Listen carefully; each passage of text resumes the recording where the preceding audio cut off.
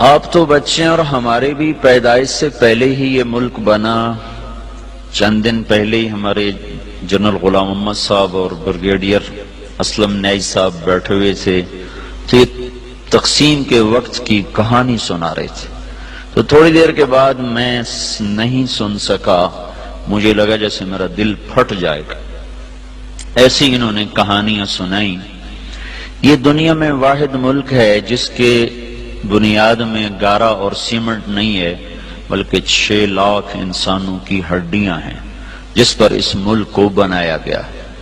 ہم تو لوکل لوگ ہیں، مہاجر نہیں ہیں، لہذا ہم نے وہ قربانی نہ دیکھی نہ چکھی.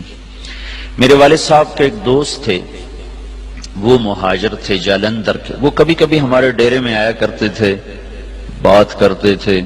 تو ایک دن میں بھی بیٹھا تھا اور وہ یہ بات کر رہے تھے کہ جالندھر سے جب ہم نکلے ہیں پارٹیشن پر تو میرا سارا خاندان کٹ گیا، اکیلی جان لے کر نکلا.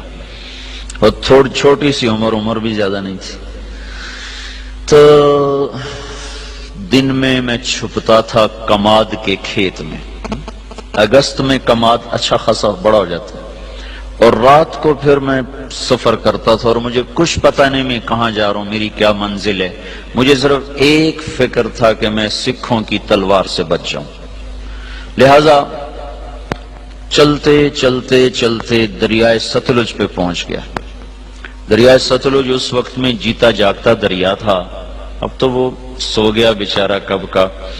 ہم تو اس کی ریت ہی دیکھ پائے، اس کی طغیانیاں تو کبھی دیکھی کوئی نہ. یہ بہت بڑا دریا تھا. تو کہنے لگے میں ستلج پر پہنچا تو آگے پانی کی موت تھی، پیچھے تلوار کی موت تھی. تو میں نے کہا سکھوں کے ہاتھوں مرنے سے بہتر ہے میں پانی کی نظر ہو جاؤں. تیرنا آتا نہیں تھا. کہنے لگے ایک لکڑی اٹھائی، ایک لکڑی مل گئی، لکڑی اٹھائی اور پانی میں ڈالی. میں کہا یا اللہ زندگی ہے تو پار لگا دے. ادھر پاکستان شروع ہو رہا تھا. تو کہنے لگے جب میں تھوڑا سا اندر گیا تو میں کیا دیکھتا ہوں، سارا دریا لاشوں سے بھرا ہوا بہ رہا تھا. لاش کے ساتھ لاش ایسی ملی ہوئی تھی. معصوم بچے، حسین نوجوان، خوبصورت بیٹیاں، بوڑھی مائیں، بوڑھے باپ ایسے جا رہے تھے. اگرچہ وہ منزل کو پہنچ چکے تھے کہ انہوں نے اللہ کے نام پہ قربانی دی، لیکن ہماری نظر میں وہ ایسی منزل کے راہی تھے جس کا آگے پتہ ہی کوئی نہیں ہے. ستلج کی لہریں ان کا کفن بن رہی تھیں اور ستلج کی تہ ان کی قبر بن رہی تھی. یہی کچھ راوی میں ہو رہا تھا، یہی کچھ چناب میں ہو رہا تھا. یہ 3 دریا ہندوستان سے آتے تھے، ان تینوں میں یہ بہ رہی تھی. اپنی تاریخ پڑھتے رہنا چاہیے، اس سے پتہ چلتا ہے ہماری ابتدا کیا ہے اور ہم نے جانا کہاں ہے. بدقسمتی ایسی ہوئی میرے عزیزوں کہ اس ملک کو نا اتنی اللہ نے دولت سے نوازا ہے کہ آپ اور ہم اندازہ ہی نہیں کر سکتے. میں مکہ میں تھا، مجھے ایک جیولوجسٹ ملا. وہ کہنے لگا میں اپنے علم کی بنیاد پر کہتا ہوں کہ پاکستان جیسی زمین پوری دنیا میں کسی کے پاس کوئی. اس کو صرف ایک کینسر لگا، وہ بددیانتی کا، خیانت کا، چور بازاری کا اس کو کینسر لگا. اگر یہ اس ملک میں نہ ہوتا تو یہ دنیا میں جنت کا ٹکڑا ہوتا.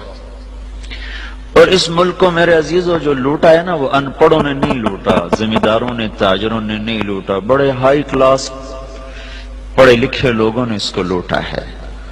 چونکہ وہ انہوں نے ڈگریاں تو حاصل کی پر انسانیت نہ سیکھ پائے. تو اتنی بڑی قربانیاں ہوئیں اور ہم تو میرے عزیزوں کانٹے چننے والے رہ گئے. بہار دیکھی نہیں اس ملک نے. چند مخلص لوگ نہ ہوتے تو اب تک یہ ملک بک چکا ہوتا یا ہندوستان کے قبضے میں جا چکا ہوتا. کہیں کہیں چراغ اب بھی جل رہے ہیں جن کی وجہ سے تھوڑی تھوڑی روشنی ہے اور یہ قافلہ دھیمے دھیمے دھیرے دھیرے وہ رواں دواں ہے. اگر وہ بھی نہ ہوتے تو اس ملک کو تباہ ہونے میں کوئی کسر باقی نہ چھوڑی تھی بددیانت ٹولے نے اور ہائے ہائے ضمیر فروش ٹولے نے. اور بدقسمتی یہ ہے کہ وہ سارا انہی اسکولوں کالجوں سے نکلا ہوا ہے، وہ دیہاتوں سے نہیں.